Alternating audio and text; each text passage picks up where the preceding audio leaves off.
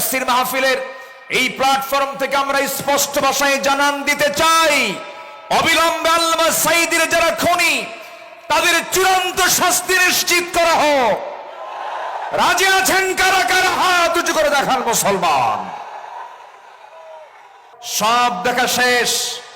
সবার নামের আগে মুহাম্মদ ছিল, যাদের ধর্মের নাম ইসলাম ছিল, কিন্তু কেউ ন্যূনতম নামাজের একটা আইন পর্যন্ত পাশ করতে পারেন নাই। সব দেখা শেষ। আগামীর দেশ হলো ইসলামের দেশ, কোরআনের দেশ। রাজি আছেন কারা কারা? হাত উঁচু করে দেখান মুসলমান। তাহলে দিনের জন্য মায়ের খাওয়াও সুন্নাত। মায়ের জোরে মায়ের মায়ের দেওয়াও সুন্নাত। রাসূল কি হাতে অস্ত্র নেননি? হাতে অস্ত্র নেননি? ঘোড়ায় চড়েন নাই? লৌহ বর্ম পরিধান করেন নাই? বর্ষা হাতে নেন নাই?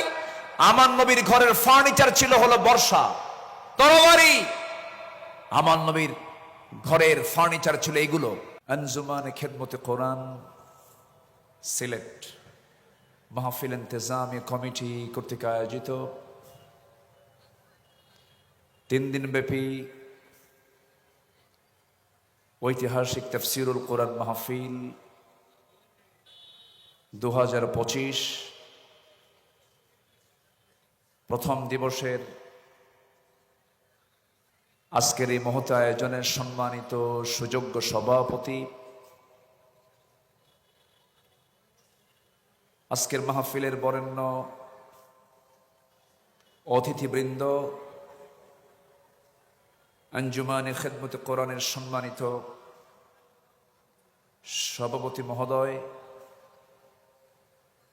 আমার বাম পার্শ্বে উপবিষ্ট বয়োবৃদ্ধ জ্ঞানবৃদ্ধ বিশিষ্ট ইসলামী চিন্তাবিদ মুহতারাম মাওলানা আব্দুল মতিন শাহবাগী হাফিজাহুল্লাহ, আমার ডান পাশে বসে আছেন নন্দিত আলেমে দ্বীন উস্তাজুল আসাতিজা মুহতারামি মুকাররমি শাইখ মাওলানা আব্দুস সালাম আল মাদানী হাফিজাহুল্লাহ। আমার পূর্বে কথা বলেছেন নন্দিত আলেমে দ্বীন প্রথিতযশা খ্যাতনামা মুফাসসিরে কোরআন মাওলানা হাফিজুর রহমান হাফিজাহুল্লাহ। উপস্থিত হাজারাত উলামায়ে কেরাম, ফদলায়ে ইজাম, সুশীল সমাজ, জাতির শ্রেষ্ঠ সন্তান, শিক্ষক মণ্ডলী,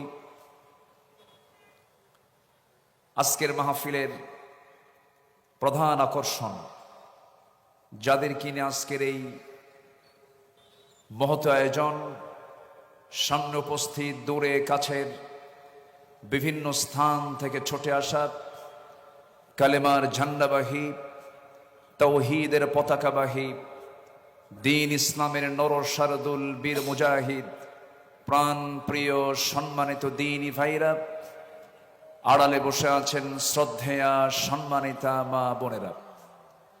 আলোচনার সূচনায় আনুষ্ঠানিকতার মধ্য দিয়ে আমার পক্ষ থেকে আবারও দিল খোলা সালাম, আসসালামু আলাইকুম ওয়া রাহমাতুল্লাহি ওয়া বারাকাতুহু।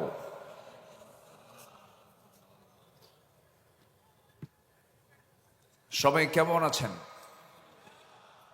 ফিতা খবর বালানি?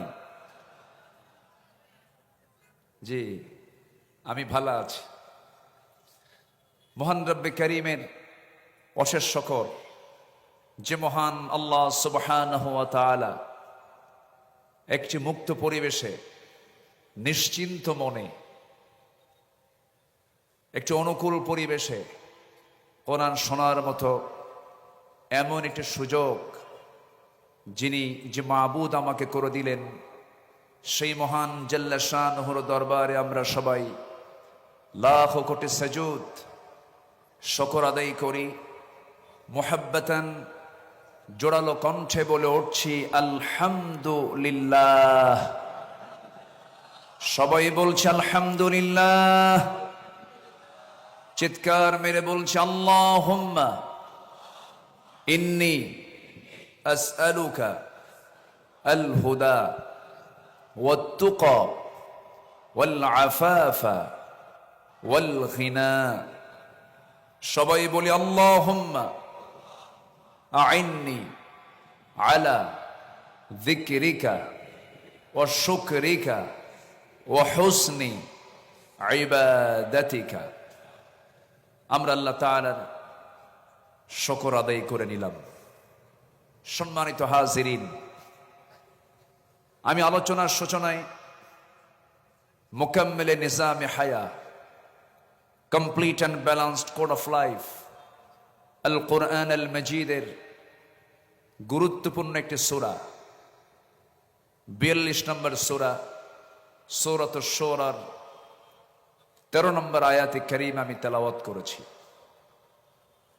আয়াতকে সামনে রেখে আমি কিছু কথা বলতে চাচ্ছি, নাতি দীর্ঘ কিছু কথা। আল্লাহ যেন আমার মুখ থেকে সেই কথাগুলোই বের করে দেন যে কথাগুলো মুসলিম উম্মার জন্য এই মুহূর্তে খুবই জরুরি। জোরে বলি আল্লাহুম্মা আমিন। একটু জোরে বলি আল্লাহুম্মা আমিন।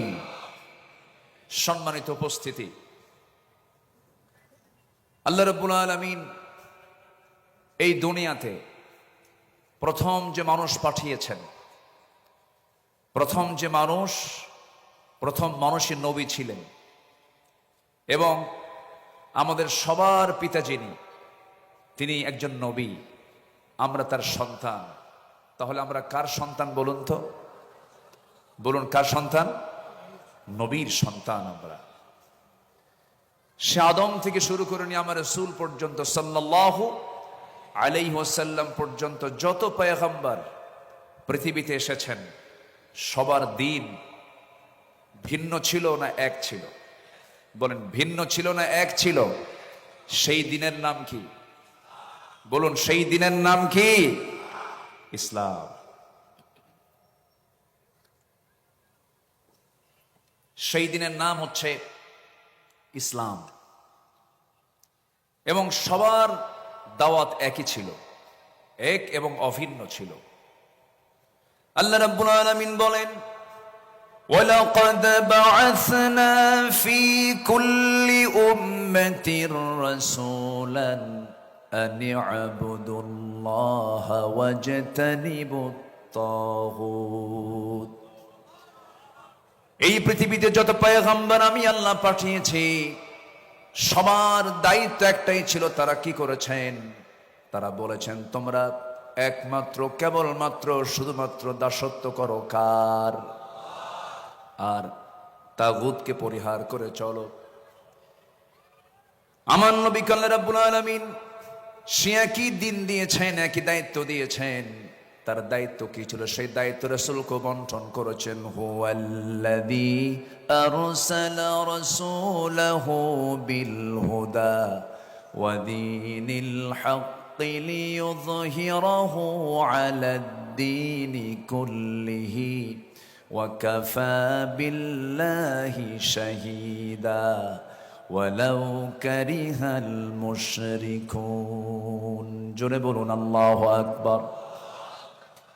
তিনি যেন কি করেন? পৃথিবীর সমস্ত তৈরি করা যত দিন আছে, এই পৃথিবীতে এখন প্রেজেন্ট ওয়ার্ল্ডের 70 থেকে 80টি হিউম্যান ল রয়েছে, মানব রচিত মতবাদগুলো রয়েছে। এই মানব রচিত মতবাদ নামক পচা বস্তাগুলো বহন করার মতো লোক আমার দেশেও কিছু পচা লোক আছে না নাই? আসতে বলবেন না, আছে না নাই? পৃথিবীর তৈরি করা যত হিউম্যান ল, এগুলো সব পচা বস্তা। এগুলো সব কি বস্তা? এই পচা বস্তা নিয়ে যারা চলে তারাও পচা। আমরা কোনো দিন মানি না, কার দিন ছাড়া? সেই দিনের নাম কি? ইন্নাদ-দীনা ইনদাল্লাহিল ইসলাম। আমি যেখান থেকে তেলাওয়াত করেছি, তেলাওয়াতকৃত সূরাটি হলো সূরাতুশ শুরা 13 নম্বর আয়াত। আল্লাহ পাক এই সূরাটা শুরু করেছেন প্রথমে হুরুফে মুকাত্তাআত, দুটো আয়াতে দিয়েছেন, 1 এবং 2 দুটাই হুরুফে মুকাত্তাআত। আল্লাহ রাব্বুল আলামিন বলেন হামিম আইন সিন কাফ কাযালিকা ইউহি ইলাইকা ওয়া ইলাল্লাযীনা মিন ক্বাবলিক আল্লাহুল আজিজুল হাকীম। জোরে বলুন আল্লাহু আকবার। হে রাসূল, আমি যেমন করে আমি আপনার প্রতি ওহী নাযিল করেছি, তেমন করে আপনার পূর্বের যারা এসেছেন তাদের কাছে ওহী নাযিল করেছি। অর্থাৎ এই কিতাবের পরিচয়টা আল্লাহ পাক আগে দিয়ে দিয়েছেন সূরার শুরুতে। অনেক সূরার শুরুতে আল্লাহ রাব্বুল আলামিন আগেই কিতাবটা নিয়ে কথা বলেছেন। কোরআন যখন খুলবো আমরা, কোরআন খোলার সঙ্গে সঙ্গে ভূমিকা শেষ করে এই সূরা ফাতিহা হলো ভূমিকা, উম্মুল কিতাব, ফাতিহাতুল কিতাব। ভূমিকা শেষ করি আমরা যখন সূরাতে যখন চলে যাচ্ছি, আল্লাহ রাব্বুল আলামিন সেখানে হরফে মুকাত্তাআত প্রয়োগ করে বলছেন যালিকাল কিতাবু লা রাইবা ফীহি হুদাল লিল মুত্তাকিন। এরকম করে আল্লাহ রাব্বুল আলামিন অনেক সূরার শুরুতে কোরআন সম্পর্কে আগে কথা বলেছেন। ইয়াসিনের দিকে তাকান, ইয়াসিন ওয়াল কুরআনিল হাকীম ইন্নাকা লামিনাল মুরসালিন আলা সিরাতিম মুস্তাকিম।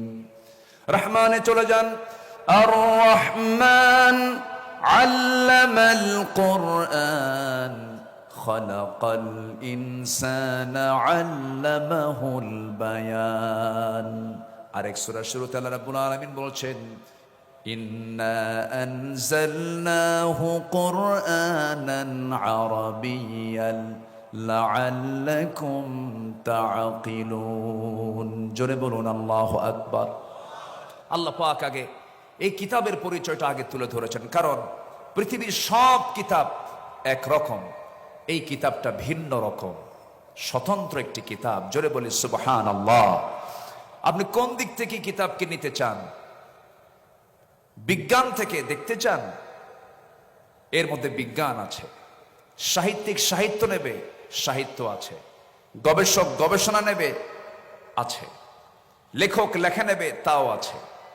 রাজনীতিবিদ রাজনীতি নেবে, তাও আছে। আইনজীবী আইন নেবে, আইনও আছে। বিচারপতি বিচার নেবে, বিচার আছে। শাসক শাসন নেবেন, আছে। এমন কোন সাইড নাই যা এর মধ্যে বাদ পড়েছে। জোরে বলি সুবহানাল্লাহ, জোরে বলি সুবহানাল্লাহ। এটি এমন কিছু কিছু তথ্য দেয় যা বিজ্ঞান হালে এসে এরা প্রমাণ করেছে, আবিষ্কার করেছে। যেরকম আল্লাহ রাব্বুল আলামিন তার কিতাবের যে প্রথম ওহীটা দিয়েছেন রাসূলকে, যেটা জাবালে নূর আল্লাহ পাক রাসূলকে উপহার দিয়েছেন। জাবালে নূর সেই গারে হেরার ভিতরে রাসূল 5 বছর ধ্যানমগ্ন ছিলেন। নবীর কাছে সেই ফেরেশতা আসলেন যে ফেরেশতা আগের সব নবীদের কাছে আল্লাহ পাক পাঠিয়েছিলেন। নবীর কাছে যে প্রথম ওহীটা নাযিল হলো, সেই 5টি আয়াতের ভিতরে আল্লাহ রাব্বুল আলামিন সায়েন্স নিয়ে কথা বলেছেন। আল্লাহ রাব্বুল আলামিন বলেন, যারা পারেন ঠোঁট মিলিয়ে বলুন ইকরা বিসমি রাব্বিকাল্লাযী খালাক খালাকাল ইনসানা মিন আলাক ইকরা ওয়া রাব্বুকাল আকরামুল্লাযী আল্লামা বিল কলম আল্লামাল ইনসানা মা লাম ইয়ালাম। জোরে বলুন আল্লাহু আকবার। নবী হে, আপনি পড়ুন কার নামে? আসতে বলবেন না, কার নামে? যিনি মানুষকে সৃষ্টি করেছেন, যিনি মানুষকে সৃষ্টি করেছেন জমাট রক্ত থেকে, আলাক থেকে। এই আলাক শব্দটা হলো একটি বিশাল একটা শব্দ। আধুনিক দুনিয়াতে এমব্রায়োলজির তথ্যের মধ্যে আছে, একটা সায়েন্স। এটা আল্লাহ পাক এমব্রায়োলজি নিয়ে প্রথম ওহীর মধ্যে কথা বলেছেন। আলাক শব্দের অর্থ হচ্ছে ঝুলন্ত, যোগ সদৃশ কোনো বস্তুকে বোঝায়। এর অর্থ রক্তের জমাট বাঁধা যোগ বা কাদার কোনো পিণ্ড। পৃথিবী বিখ্যাত একজন ভ্রূণতত্ত্ববিদ, এমব্রায়োলজির উপরে যার বিশাল গবেষণা, এমন একজন গবেষক হচ্ছেন ডক্টর কেইথ মুর। তিনি এই আয়াতটা আগে দেখেন নাই। যখন তিনি আয়াতটা দেখতে পেলেন, তাকে যখন দেখালো, এই আলাপ নিয়ে তিনি একটু গবেষণার গভীরে চলে গেলেন। তিনি গভীর মাইক্রোস্কোপিক বিশ্লেষণ করে দেখতে পান ভ্রূণ প্রাথমিক পর্যায়ে একটি চোখের মতোই দেখায়। এরকম বিস্ময়কর সাদৃশ্য দেখে তিনি অভিভূত হন। পরে কোরআন থেকে আরো অনেক তথ্য উদ্ঘাটন করার পর 1982 সালে তার একটা বই দ্য ডেভেলপিং হিউম্যান পুনরায় প্রকাশ করেন, যেখানে কোরআন থেকে প্রাপ্ত জ্ঞান অন্তর্ভুক্ত করা হয়। তার এই বইটি বিশ্বব্যাপী পুরস্কৃত এবং মেডিকেল শিক্ষার্থীদের পাঠ্যপুস্তক হিসেবে ব্যবহৃত হয়। অবশেষে তিনি বলতে বাধ্য হয়েছেন, It has been a great pleasure for me to help clarify statements in the Quran about human development. Subhanallah. এবং তিনি বলেছেন, It is clear to me that these statements must have come to Muhammad from Allah. Allahu Akbar. Because almost all of this knowledge was not discovered until many centuries later.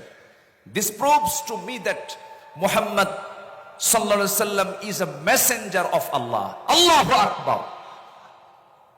সম্মানিত ভাইয়েরা, সম্মানিত বন্ধুগণ, এরকম করে হাজারো তথ্য কোরআন যা দিয়েছে, কিয়ামত পর্যন্ত গোটা দুনিয়ার সমস্ত মানুষ ভিক্ষুকের মতো চেয়ে থাকবে। কোরআন দিয়ে পৃথিবীর কোনো কিছু যাচাই হবে, কিন্তু পৃথিবীর কোনো কিছু দিয়ে কোরআন যাচাই হবে না। আল্লাহু আকবার বলেন।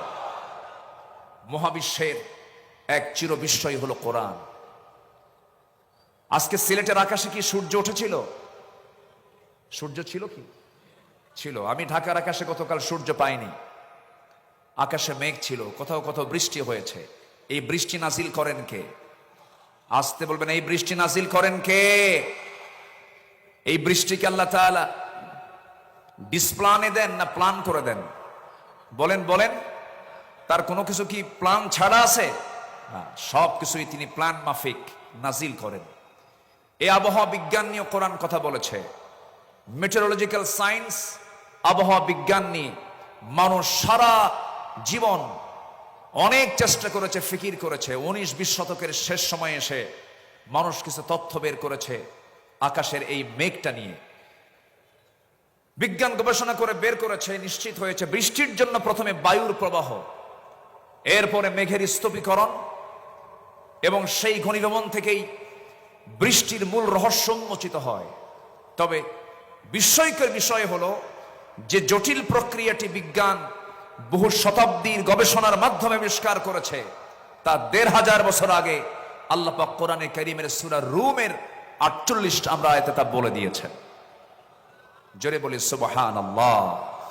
আল্লাহ রাব্বুল আলামিন বলেন, আল্লাহুল্লাযী ইউরসিলুর রিয়াহা ফাতুসীরু সাহাবান ফায়াবসুতুহু ফিস সামাই কাইফা ইয়াশা ويجعله كسفا فترى الودق يخرج من خلاله فإذا أصاب به من يشاء من عباده إذا هم يستبشرون জোরে বলুন আল্লাহু আকবার।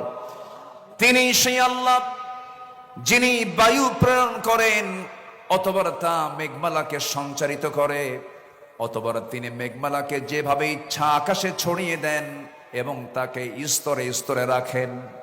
আমার বন্ধুগণ, বিজ্ঞান বলেছে হালে এসে, কোরআন বলে দিয়েছে 1500 বছর আগে। এখন বলুন, বিজ্ঞানকে আবিষ্কার করেছে না কোরআন থেকে ধার নিয়েছে? ধার নিয়েছে। সম্মানিত ভাইয়েরা, আবার এই বৃষ্টিপাতটা আল্লাহ পাক পরিমাণ মতো দেন, বেশিও দেন না, কমও দেন না। যে পরিমাণ পানি বাষ্পীয় আকারে উপরে উঠে আল্লাহ পাক ওয়াটার সাইকেলের মধ্য দিয়ে উপরে ওঠান, সেই পরিমাণ পানি আল্লাহ পাক আবার মেঘ থেকে নাজিল করেন। আল্লাহ রাব্বুল আলামিন বলেন, والذي نزل من السماء ماء بقدر فأنشرنا به بلدة ميتا كذلك تخرجون জোরে বলুন আল্লাহু আকবার। তিনি সেই মহান প্রভু যিনি আসমান থেকে পরিমিতভাবে পানি বর্ষণ করেন, অতঃপর আমি তা দ্বারা মৃত জনপদকে সঞ্জীবিত করি। এইভাবে আমি তোমাদেরকে একদিন বের করব, তোমাদেরকে বের করা হবে। সূরা যুখরুফ ভার্স নাম্বার 11 11 নম্বর আয়াতে তা বলে দিয়েছেন। বিকদারিন পরিমাণ মতো পানি আল্লাহ রাব্বুল আলামিন আকাশ থেকে নাজিল করেন। এই পানি চক্র যদি না থাকতো, পৃথিবী নির্ভরশীল হয়েছে পানি চক্রের উপরে। মানুষ দুনিয়ার সমস্ত টেকনোলজি প্রযুক্তি ব্যবহার করে পানির এই চক্রটি কৃত্রিমভাবে পুনরুৎপাদন করতে কখনো সমর্থ হবে না। মহান আল্লাহ তাআলা এই পানি চক্রের কথা ১৫০০ বছর আগে বলে দিয়েছেন, যা বিজ্ঞান হালে এসে একটু রিসার্চ করে বের করেছে। কি পরিমাণ পানি জমিন থেকে, ভূপৃষ্ঠ থেকে আল্লাহ পাক বাষ্পীয় আকারে উপরে উঠান, এটার পরিমাণ বিজ্ঞান বলছে প্রতি সেকেন্ডে 16 মিলিয়ন টন পানি বাষ্প হয়ে আল্লাহ পাক উপরে তুলেন। 16 মিলিয়ন টন, যা বছরের পরিমাণ দাঁড়ায় হলো 513 ট্রিলিয়ন টনে। আল্লাহু আকবার। যদি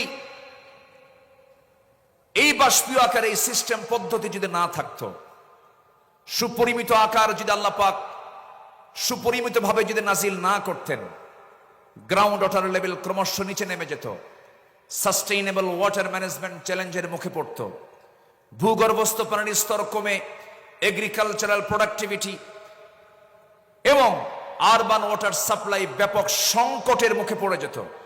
এক সময় গ্রাউন্ড ওয়াটার রিজার্ভস কমে যেত, ফলে পুরো ইকোলজিক্যাল সিস্টেমের ভারসাম্য নষ্ট হয়ে প্রাণীর অস্তিত্ব ধ্বংসের মুখে পড়ে যেত। সব ম্যানেজমেন্টের দায়িত্ব কার? আসতে বলবেন না কার? সে আল্লাহ বলছেন, বান্দা এত কিছু আমি তোরে দেই, তুই আমার আইন মানিস না কেন? আমার দিন মানিস না কেন? যে মুসলমান নামাজ পড়বে আল্লাহর বিধান অনুযায়ী, রোজা রাখবে আল্লাহর বিধান অনুযায়ী, হজ করবে আল্লাহর বিধান অনুযায়ী, রাসূলকে নামাজে মানবে, রোজায় মানবে, মিসওয়াকে মানবে, সুরমায় মানবে, ওযুতে মানবে, আতর সুরমায় মানবে, কিন্তু যে উম্মত রাসূলকে দাঁত ভাঙ্গার সুন্নত মানবে না, যে রাসূলকে রাষ্ট্রনায়ক হিসাবে মডেল বানাতে পারবে না, ওটা উম্মত নয়, ওটা ভণ্ড, ওটা প্রতারক। সম্মানিত ভাইয়েরা, দিনকে মানতে হবে আংশিক না পুরোপুরি। আসতে বলবেন না আংশিক না পুরোপুরি? পুরোপুরি মানতে হবে। পুরোপুরি মানার নাম হলো মুমিন। আল্লাহ রাব্বুল আলামিন বলেন, আফাতুমিনুনা বিবা'দিল কিতাবি ওয়া তাকফুরুনা বিবা'দ। তুমি কিতাবের কিছু অংশ মানবে, কিছু অংশ মানবে না। তার ফলাফল হলো খিজিয়ুন ফিল হায়াতিদ দুনিয়া, দুনিয়ার জিন্দেগিতে লাঞ্ছিত হবে, আখিরাতে তুমি ক্ষতিগ্রস্তদের অন্তর্ভুক্ত হয়ে যাবে। পুরোপুরি দিনকে মানতে হবে। আংশিক মানার নাম দিন নয়, আংশিক মানার নাম মুমিন নয়, পুরোপুরি মানতে হবে। আল্লাহ রাব্বুল আলামিন দিন হিসেবে যারা ইসলামকে না মানবে, আল্লাহ রাব্বুল আলামিন তাদের ব্যাপারে ক্লিয়ার কথা বলেছেন, ওয়া মাইয়াবতাগি গায়রাল ইসলামি দীনান ফালাই ইউকবালা মিনহু ওয়া হুয়া ফিল আখিরাতি মিনাল খাসিরিন। দিন হিসাবে, জীবন বিধান হিসাবে ইসলামকে বাদ দিয়ে যারা অন্য কোন তন্ত্র মন্ত্র ইজমকে গ্রহণ করবে, আল্লাহ রাব্বুল আলামিন বলছেন তার কোনো কিছু আমি আল্লাহ রাব্বুল আলামিন কখনো কবুল করব না। নাউজুবিল্লাহ।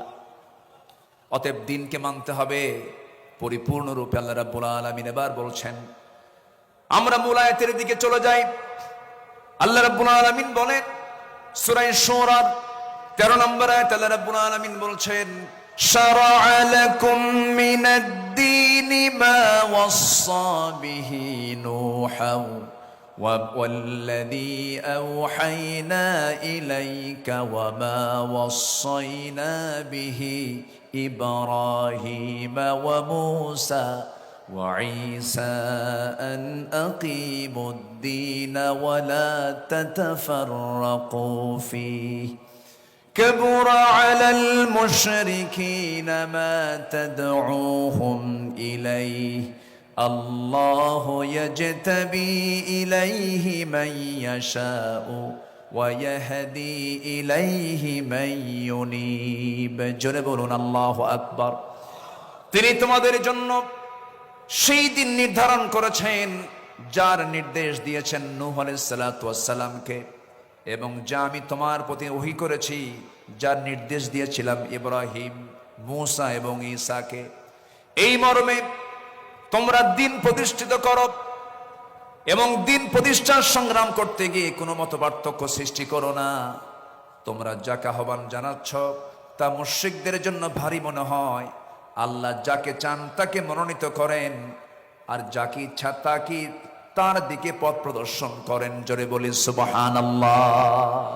ক্ষমতা কার? হেদায়েতের চাবিকাঠি কার হাতে? হেদায়েতের চাবি কার হাতে? আল্লাহর হাতে। সম্মানিত ভাইয়েরা, প্রেজেন্ট বাংলাদেশ শুধু নয়, গোটা পৃথিবীতে 2 শতাধিক কান্ট্রি আছে।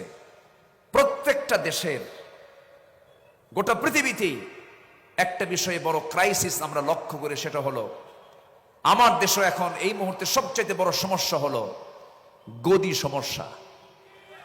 কি সমস্যা বলেন তো? এই যে গদি সমস্যা হচ্ছে এখন সবচেয়ে বড় সমস্যা। এখন যে সরকার আমার দেশে আছে, অস্থায়ী না স্থায়ী? অস্থায়ী। তাহলে এখন সামনে যে সিচুয়েশনটা আসতেছে, এই সিচুয়েশনে একটি সরকার, কল্যাণ সরকার, এটি কল্যাণ রাষ্ট্র গঠনের জন্য প্রয়োজন কিনা বলেন? প্রয়োজন। মনে হয় এই ব্যাপারে কোরআন কোনো বক্তব্য দেয়নি। আসতে বলে, কোরআনে ব্যাপারে বক্তব্য আছে না নাই? আসতে বলবেন না, আছে না নাই? আমরা বহু পরামর্শ দেখেছি এই 53-54 বছর। কেউ চালিয়েছেন 25 বছর, কেউ চালিয়েছেন 16 বছর, কেউ চালিয়েছেন 9 বছর, কেয়ারটেকার গভর্নমেন্টটা কয়েক বছর। সব দেখা শেষ। সবার নামের আগে মুহাম্মদ ছিল, যাদের ধর্মের নাম ইসলাম ছিল, কিন্তু কেউ ন্যূনতম নামাজের একটা আইন পর্যন্ত পাশ করতে পারেন নাই। সব দেখা শেষ। আগামীর দেশ হলো ইসলামের দেশ, কোরআনের দেশ। রাজি আছেন কারা কারা? হাত উঁচু করে দেখান মুসলমান।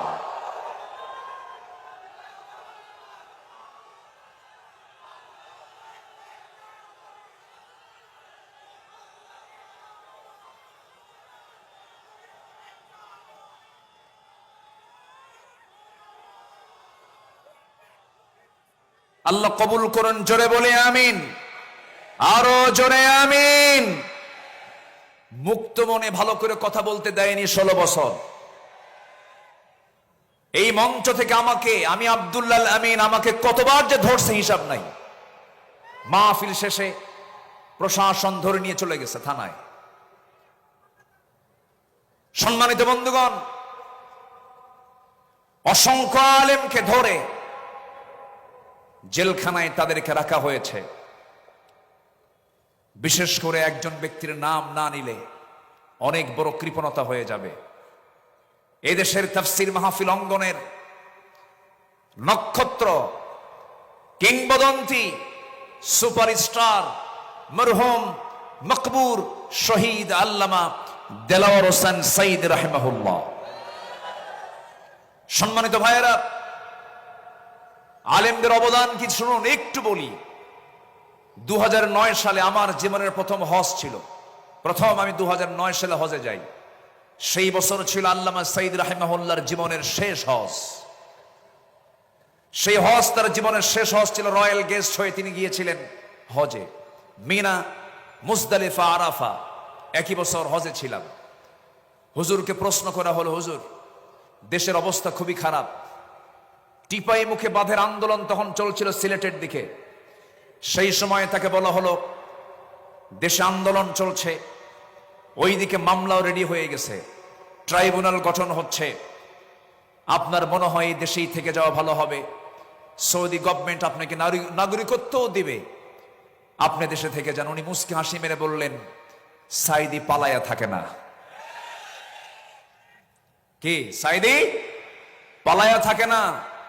আমার দেশ, আমার সংগঠন, আমার কর্মী, আমার নেতা বিপদে থাকবে, সাইদি পালায়া থাকবে বাইরে। এই চরিত্র রাসূল আমাকে শিখান নাই। উনি বাইরে থাকেন নাই। শোনে, সেই দেশ গড়ার, সেই নাগরিক তৈরি করার মহান এই কারিগর আল্লামা সাইদিকে 13 বছর শুধু জেল নয়, ছেলে রেখে, শুধু জেলখানায় নয়, হাজতে রেখে অবর্ণনীয় সীমাহীন অত্যাচার করা হয়েছে রিমান্ডে নিয়ে। চোখের পানিতে জায়নামাজ ভিজেছে, চোখের পানিতে জেলখানার বালিশ ভিজেছে। সম্মানিত ভাইয়েরা, সম্মানিত বন্ধুগণ, শেষমেশ এই পাশবিক শক্তি দিল্লির প্রেসক্রিপশনে চিকিৎসার নাম করে হসপিটালে নিয়ে ইমাম আবু হানিফার সেই একই পথ ধরে তাকে বিষ প্রয়োগ করে শহীদ করা হয়েছে। তাফসীর মাহফিলের এই প্ল্যাটফর্ম থেকে আমরা স্পষ্ট ভাষায় জানান দিতে চাই, অবিলম্বে আল্লামা সাইদির যারা খুনি তাদের চূড়ান্ত শাস্তি নিশ্চিত করা হোক। রাজি আছেন কারা কারা? হাত উঁচু করে দেখান মুসলমান।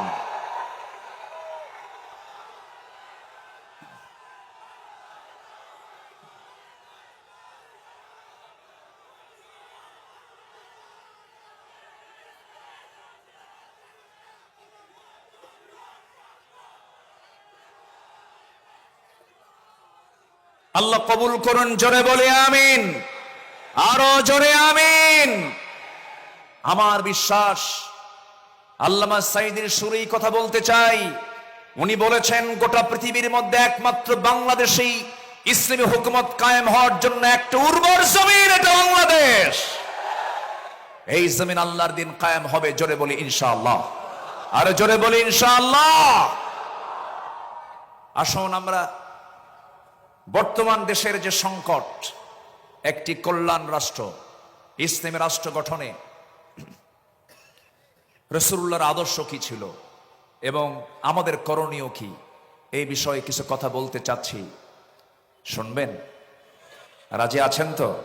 কিন্তু সময় তো কম, আমাকে শেষের দিকে যেতে হচ্ছে আস্তে আস্তে। আমি খুব বেশি সময় আর পাবো না, আমি খুব দ্রুত শেষ করে দেব। মাহফিল কমিটিকে ধন্যবাদ।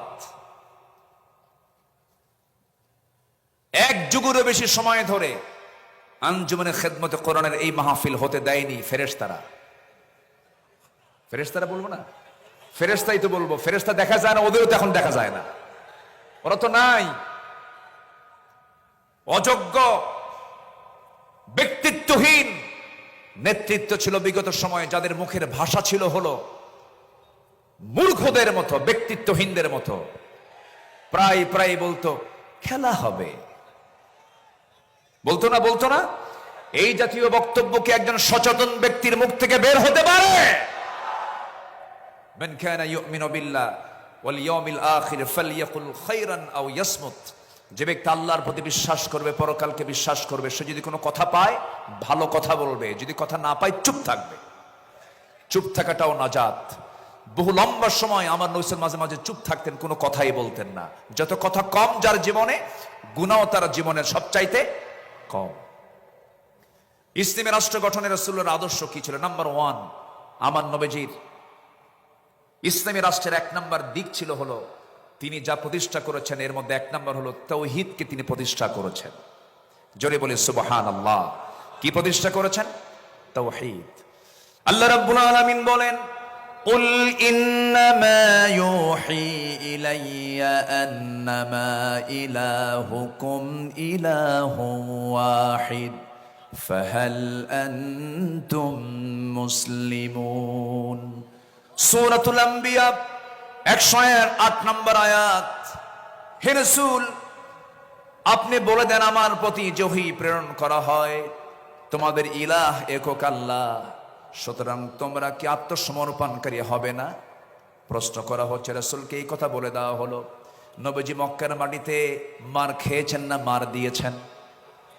বলেন বলেন বলেন, মার খেয়েছেন না মার দিয়েছেন? আর মদিনার মাটিতে এসে মার খেয়েছেন না মার দিয়েছেন? তাহলে দিনের জন্য মায়ের খাওয়াও সুন্নাত। মায়ের জোরে মায়ের মায়ের দেওয়া সুন্নাত। রাসূল কি হাতে অস্ত্র নেননি? হাতে অস্ত্র নেননি?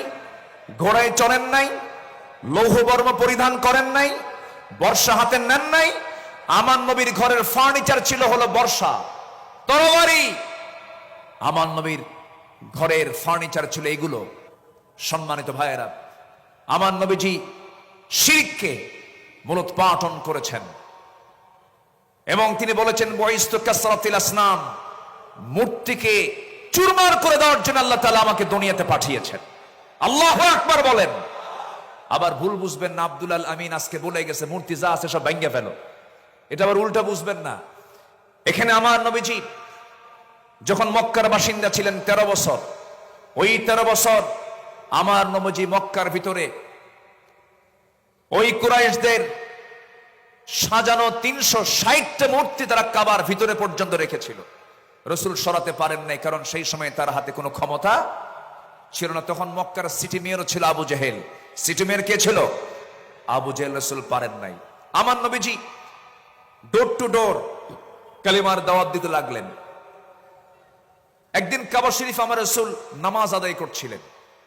আবু জেহেল এবং কুরাইশদের কিছু নেতারা সব এই দাওয়াতকে উপহাস করলো, ঠাট্টা করলো। এক পর্যায়ে আবু জেহেল অন্যদেরকে বলল, কে আছো? উটের জবাই করা তাজা ভুঁড়ি মুহাম্মাদের পিঠে নিক্ষেপ করবে যখন সে সেজদায় যাবে। আমার নবীজি সেজদায় গেলেন। পাপিষ্ঠ এই নরাধমগুলো একটু মায়াও করলেন। রাসূল যখন রুকুতে গেছেন, সেই সময় নবীর পিঠে উটের পচা একটা নারী ভুঁড়ি রাসূলের পিঠে চাপায়া দিয়েছে। আমার নবীজি ওজন সহ্য করতে না পেরে মুখ থুবড়ে জমিনে পড়ে গেলেন। সিরাত ইবনে হিশাম গ্রন্থে এসেছে, ফাতিমা রাদিয়াল্লাহু তাআলা আনহা দৌড় মেরে এসে নবীকে সেই জায়গা থেকে উটের পচা নারী ভুঁড়িগুলো সরায় দিয়ে তাকে সেখান থেকে তুললেন। আমার নবীজি সেই দিন কাদা কাদা কণ্ঠে দুহাত উঁচু করে একটা দোয়া করেছিলেন। সেই দোয়াটা হলো, সেই দোয়ার মধ্যে বদদোয়া ছিল, নাম ধরে ধরে দোয়া করেছেন।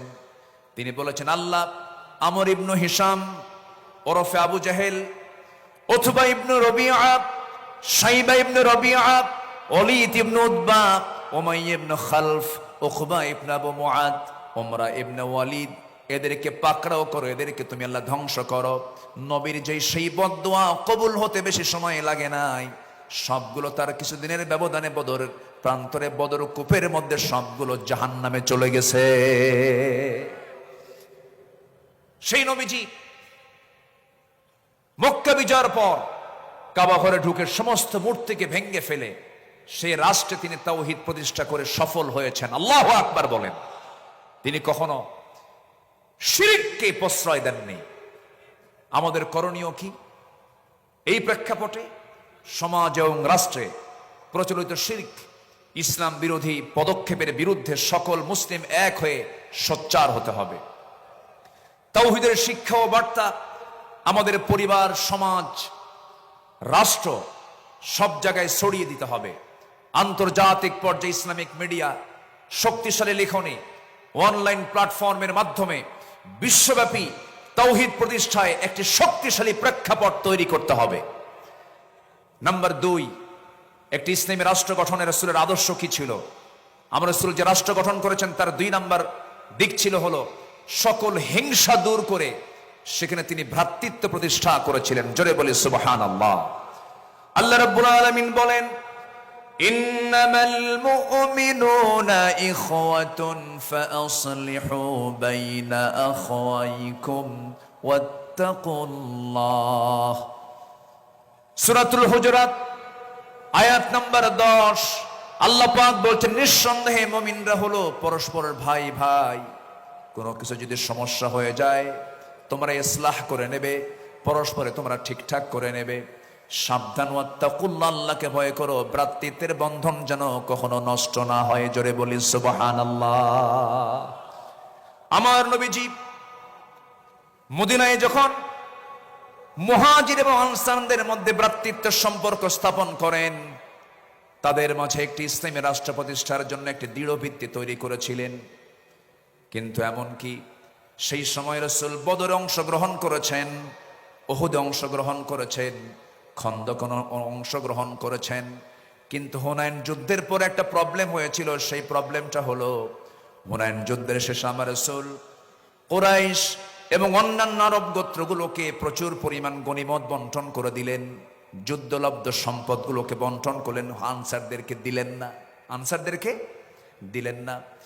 এই দৃশ্য যখন আনসারদের মনে মনে এই দৃশ্য যখন অবলোকন করলেন, আনসাররা মনে মনে তারা দুঃখ প্রকাশ করলেন, দুশ্চিন্তাগ্রস্ত হয়ে পড়লেন। এমনকি তাদের মধ্য থেকে একজন বলে ফেললেন, আল্লাহর কসম, রাসূল তার নিষ্কমের সঙ্গে মিশে গেছেন। রাসূল নিষ্কমের সঙ্গে মিশে গেছেন। সব গনিমত তাদেরকে দিলেন, কিন্তু রাসূল আমাদেরকে কিচ্ছু দিলেন না। আমার নবীজির কানে যখন এই কথাটা চলে গেল, আমার নবীজি এটাকে কেমন করে ইসলাহ করা যায়, কেমন করে সংশোধন করা যায়, ফাসলিহু বাইনা আখাইকুম, রাসূল খেপলেন না, রাগলেন না। সেই সময় রাসূল একটা ভাষণ দিয়েছেন, আওয়াজাতুম ইয়া মা'শারাল আনসারি ফি আনফুসিকুম ফি লাআতিম মিনাদ দুনিয়া তাল্লাফতু বিহা কওমান লিয়ুসলিমু ওয়াকালতুকুম ইলা ইসলামিকুম আলা তারদাউনা ইয়া মা'শারাল আনসারি আন ইয়াযহাবান নাস ইয়া বিশাতি ওয়াল বাঈর ওয়া তারজিউ বিরাসূলিল্লাহি সাল্লাল্লাহু আলাইহি ওয়াসাল্লাম ইলা রিহালিকুম। আমার নবীজি তেজোদ্দীপ্ত একটা ভাষণ দিলেন, কাদা কাদা কণ্ঠে একটা ভাষণ দিলেন।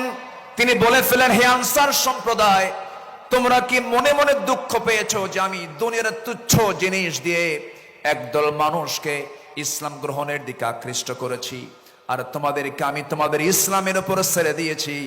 হে আনসার সম্প্রদায়, তোমরা কি সন্তুষ্ট নও যে অন্যরা ভেড়া উট নিয়ে ফিরে যাবে, আর তোমরা আল্লাহ রাসূলকে নিয়ে তোমাদের ঘরে ফিরে যাবে? সব চলে গেছে উট ভেড়া নিয়ে, আর তোমরা আনসার, আমি রাসূল, আমাকে নিয়ে তোমরা ঘরে চলে গেছো।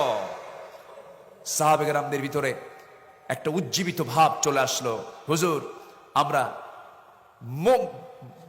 ভুল বুঝে এমন মন্তব্য করেছি, আমাদেরকে মাফ করুন। রাসূলকে এখানে সংকট সৃষ্টি করলেন না সমাধান করলেন? সমাধান করলেন। আমাদেরও করণীয় আছে। আমরা কি ঐক্য বিনষ্ট করব? না। কোন পীরকে গালি দেব না আমরা। হক্কানি পীর, এই যে বাম পাশে বসে আছেন আব্দুল মতিন শাহবাগী হাফিজাহুল্লাহ, আমি তাকে খুব সম্মান করি, উনিও তো পীর। কিন্তু আমার দেশে কিছু দরবার আছে, যে দরবারের থেকে এমন ভাষা আসে, যে ভাষা আসে নাস্তিকদের ভাষার মতো। এরকম কিছু দরবার আছে না? নয়, আছে। ওগুলো পীরের দরবার না, ওগুলো ভণ্ডের দরবার। আমি পীরকে কোনোদিন আমার জীবনে 26 বছরের মাহফিলের ইতিহাসে আমি কোনোদিন কোন পীর কিনে বাজে কথা বলেছি এমন কোন রেকর্ড আমার নাই। হক্কানি পীর অবশ্যই সম্মান করব না কেন, কিন্তু যে পীরের মুখ থেকে বাজে কথা বের হবে, পানির তলে মোমবাতি বাবা বাতাসে নেবে না, বাবার নামে হালকা দিলে উজু গোসল লাগে না, এই সমস্ত ভণ্ডামিগুলো যে সমস্ত দরবার থেকে বের হয়, যে সমস্ত দরবারে কবরে মাজারে সেজদা হয়, ওই সমস্ত দরবারের ভণ্ডদের হাত পা ভেঙ্গে গুঁড়ো করে দেওয়া দরকার। ওগুলো সব শিরকের আকড়া, ইবলিসের পাঠশালা। আল্লাহ পাক ওগুলো থেকে বাঁচান। জোরে বলি আমিন, আরো জোরে আমিন। নাম্বার 3, আমার রাসূলের ইসলামী রাষ্ট্রের কতগুলো যে গুণগত দিক ছিল, তার মধ্যে 3 নম্বর হলো তিনি ন্যায় বিচার প্রতিষ্ঠা করেছিলেন। কি বিচার প্রতিষ্ঠা করেছেন? ন্যায় বিচার। কারণ আল্লাহ পাক সূরা নাহলের 90 নম্বর আয়াতে বলেছেন, ইন্নাল্লাহা ইয়া'মুরুকুম বিল আদলি ওয়াল ইহসানি ওয়া ইতা'i যিল কুরবা ওয়া ইয়ানহা আনিল ফাহশাই ওয়াল মুনকারি ওয়াল বাগি ইয়াইদুকুম লাআল্লাকুম তাযাক্কারুন।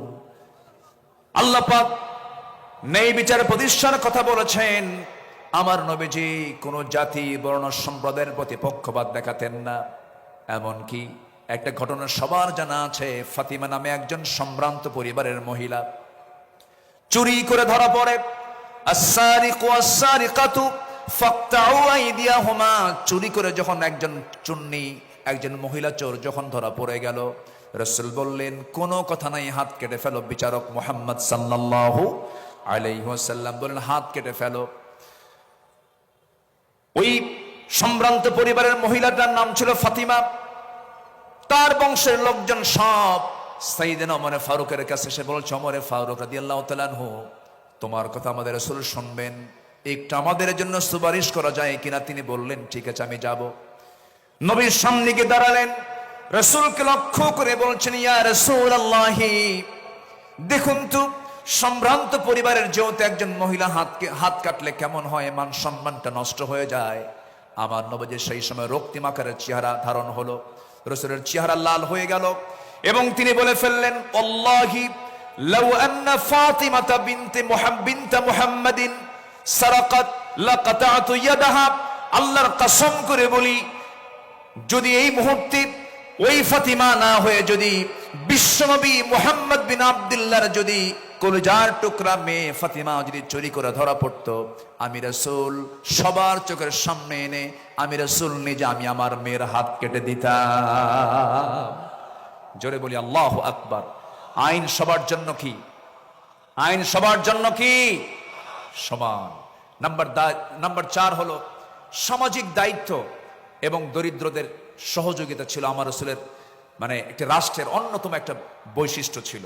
সামাজিক দায়িত্ব এবং দরিদ্রদের সহযোগিতায় তিনি ব্যস্ত থাকতেন। কারণ অফি আমওয়ালিহিম হাক্কুল লিসাইলি ওয়াল মাহরুম।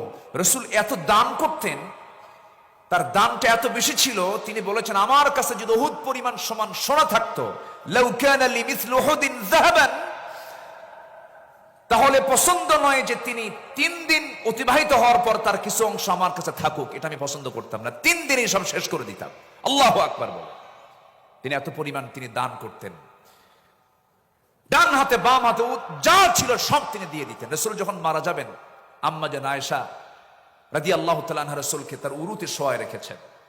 আমার নবীজি দুনিয়া থেকে বিদায় নেবেন, বিদায় লগন যখন চলে এসেছে, রাসূল বলছেন আয়েশা রে, আমি মনে হয় বাঁচব না, দুনিয়া থেকে বিদায় নিয়ে নেব। ওরে আয়েশা, আমি যদি দুনিয়া থেকে বিদায় নিয়ে নিয়ে আমার ঘরে কোনো সম্পদ থাকুক আমি চাই না।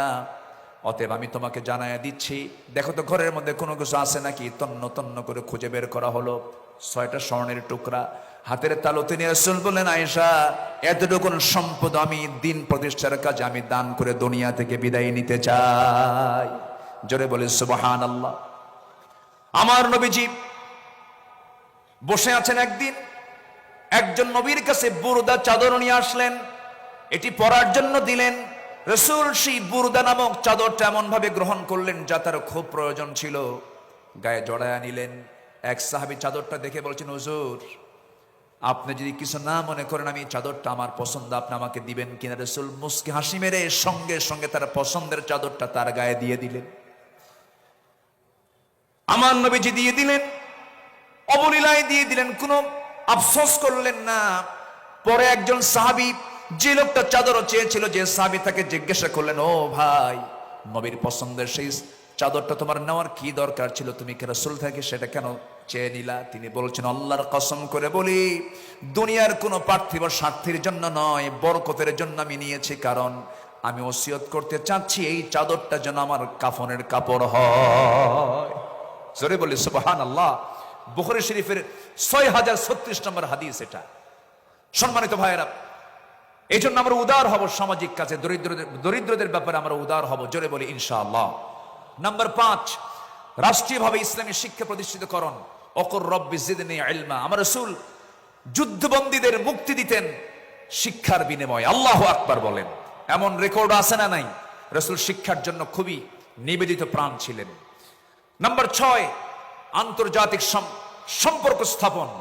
আল্লাহ রাব্বুল আলামিন বলেন, وإن جنحوا للسلم فاجنح لها وتوكل على الله إنه هو السميع العليم সূরা আনফাল আয়াত নম্বর 61। যদি তারা সন্ধির প্রতি ঝুঁকে পড়ে তাহলে তুমিও তার প্রতি ঝুঁকে পড়ো এবং ভরসা করো কার উপরে? আসতে বলবেন না, কার উপরে? আমার নবী মদিনা রাষ্ট্র থেকে তিনি রোম সম্রাট হেরাক্লিয়াসকে চিঠি লিখেছেন। মিম মুহাম্মদ সাল্লাল্লাহু আলাইহি ওয়াসাল্লাম ইলা হেরাকাল, হেরাকালকে লক্ষ্য করে তিনি চিঠি লিখেছেন, আসলিম, আত্মসমর্পণ করো। এই যে জোরালো একটা চিঠি তার কাছে লিখে দিলেন রোম সম্রাট হেরাক্লিয়াস। এই চিঠিখানা পড়ে সভাসদবৃন্দকে ডাক দিয়ে বলতেছে, ও সভাসদবৃন্দ, এই যে চিঠিখানা যার পক্ষ থেকে এসেছে, মদিনার রাষ্ট্রের রাষ্ট্রপতি মুহাম্মদ সাল্লাল্লাহু আলাইহি ওয়াসাল্লামের পক্ষ থেকে এসেছে। এই চিঠির ভাষা প্রমাণ করে হেরাক্লিয়াসের পায়ের নিচের এই মাটির অংশ মুহাম্মদ একদিন দখল করে ছাড়বে। জোরে বলি আল্লাহু আকবার। আমরা কোনো রাশাকে ভয় পাবো না, আমরা কোনো পরশক্তিকে ভয় পাবো না। রাশা বাঁচাবে না, আমেরিকা বাঁচাবে না, হিন্দুস্তান বাঁচাবে না, কেউ আমাকে বাঁচাবে না, কেউ আমাকে রক্ষা করতে পারবেন না। আমাকে বাঁচাবেন তিনি কে? তার বড় প্রমাণ কোন গোয়েন্দা সংস্থা রিপোর্টে ছিল না 5 আগস্টের এই প্রেক্ষাপট তৈরি হবে। এটা করে দিয়েছেন তিনি কে? আসতে বলেন, তিনি কে? যুব সমাজ, এই রক্তকে ভোলা যাবে না। নবীর আদর্শ উজ্জীবিত হও। তোমার হাতে আগামীর বাংলাদেশ, আগামীর নেতৃত্ব তোমার হাতে। কোন চোর, বেঈমান, চরিত্রহীন, লম্পট, চাঁদাবাজদের হাতে কোন নেতৃত্ব আমরা দেব না। আল্লাহ কবুল করুন। জোরে বলে আমিন, আরো জোরে আমিন। নাম্বার 7, বিপদে আপদে সংগ্রামের সমস্ত পরিস্থিতিতে মহান আল্লাহর উপরে পূর্ণ তাওয়াক্কুল করা, মহান আল্লাহর সাহায্যের ওয়াদা। এটা ছিল নবীর রাষ্ট্রের একটি গুরুত্বপূর্ণ দিক। রাসূল সবসময় ভরসা করতেন কার উপরে? আসতে বলবেন না, কার উপরে? আমার বিজয় কার হাতে? বিয়াদিকাল খাইর, সব কল্যাণ কার হাতে? অতুইজ্জু মান তাশা ওয়া তুযিল্লু মান তাশা, কার হাতে? আল্লাহর হাতে। ইদহুমা ফিল গার ইদ ইয়াকুলু লিসাহিবিহি লা তাহজান ইন্নাল্লাহা মা'ানা ফাআনজালাল্লাহু সাকিনাতাহু আলাইহি ওয়া আইয়াদাহু বিজুনুদিন লাম তারাওহা। আল্লাহু আকবার বলেন। সম্মানিত ভাইয়েরা, সময় কম, আমি সামারাইজ করে বলছি। নাম্বার 8, ন্যায়ের পথে নিজেকে অবিচল রাখা। পরিবার ও সমাজে ন্যায় শৃঙ্খলা প্রতিষ্ঠা করা ছিল রাসূলের রাষ্ট্রের একটি গুরুত্বপূর্ণ নীতি, একটি মূল নীতির একটা অংশ ছিল। আমরাও এদিকে খেয়াল করব। জোরে বলি ইনশাআল্লাহ। নাম্বার 9 হচ্ছে পরামর্শ ভিত্তিক নেতৃত্ব। নেতৃত্ব হবে একক না পরামর্শের ভিত্তিতে? বলেন, আমার রাষ্ট্রের, আমার রাসূলের রাষ্ট্রের একটি গুরুত্বপূর্ণ অংশ ছিল রাসূল এমনকি স্ত্রীর কাছ থেকেও পরামর্শ নিয়েছেন। আল্লাহু আকবার বল। সম্মানিত ভাইয়েরা, সম্মানিত দ্বীনি বন্ধুগণ, আর 2টা পয়েন্ট আমি বলতে চাচ্ছি। নাম্বার 10 হচ্ছে রাসূল সাল্লাল্লাহু আলাইহি সাল্লাম রাষ্ট্র গঠনে ছোট থেকে বড় সকলের উপরে জুলুমকে হারাম করেছিলেন। এমনকি একটা প্রাণীকেও তিনি জুলুমের শিকার হতে দেননি। জোরে বলি আল্লাহু আকবার, জোরে বলি আল্লাহু আকবার। আমার নবীজি একদিন এক আনসারীর খেজুর বাগানে প্রবেশ করলেন। হঠাৎ করে একটা উট তার দৃষ্টিগোচর হয়। উটটি নবী করিম সাল্লাল্লাহু আলাইহি সাল্লামকে দেখে কাঁদতে লাগলো এবং তার চোখ দিয়ে অশ্রু গড়িয়ে পড়ল। রাসূল উটটির কাছে গিয়ে তার মাথায় হাত বুলিয়ে আদর করলেন এবং উটটি কান্না থামালো। তিনি জিজ্ঞেস করলেন, এই উটের মালিক কে? আমার নবীজি উটটির মাথায় হাত রাখলেন, কান্না থেমে গেল। রাসূল প্রশ্ন করলেন, মার রাব্বু হাদাল জামাল, লিমান হাদাল জামাল? ফাজা ফাতা মিনাল আনসারি ফাকালা লি ইয়া রাসূলাল্লাহ, ফাকালা আফালা তাত্তাকিল্লাহ ফি হাদিহিল বাহিমাতি আল্লাতী মাল্লাকাক আল্লাহু ইয়াহা ফাইন্নাহু শাকা ইলাইয়া আন্নাকা তুজিউহু ওয়া তুযইবুহু। রাসূল বললেন, শোনো, তুমি যে এই উটটাকে না খেয়ে রেখেছ, উট আমার কাছে এসে নালিশ দিল, তুমি নাকি তাকে খেতে দাও নাই, তাকে ক্ষুধার্ত রেখেছ। রাসূল এমন রাসূল ছিলেন যার রাষ্ট্রে একটা উটের খবরও আমার রাসূল রেখেছেন। জোরে বলি সুবহানাল্লাহ, জোরে বলি আল্লাহু আকবার। আমরা এমন রাষ্ট্রকে আমরা আমাদের দেশে দেখতে চাই? আল্লাহ কবুল করুন, জোরে বলি আমিন। নাম্বার 11 হলো জাতীয় এবং আন্তর্জাতিক পর্যায় থেকে আসা সকল হুমকি ভয়ভীতিকে তোয়াক্কা না করে দিন প্রতিষ্ঠার সংগ্রামে আল্লাহর উপরে পূর্ণ আস্থা এবং দৃঢ়তা নিয়ে চলা।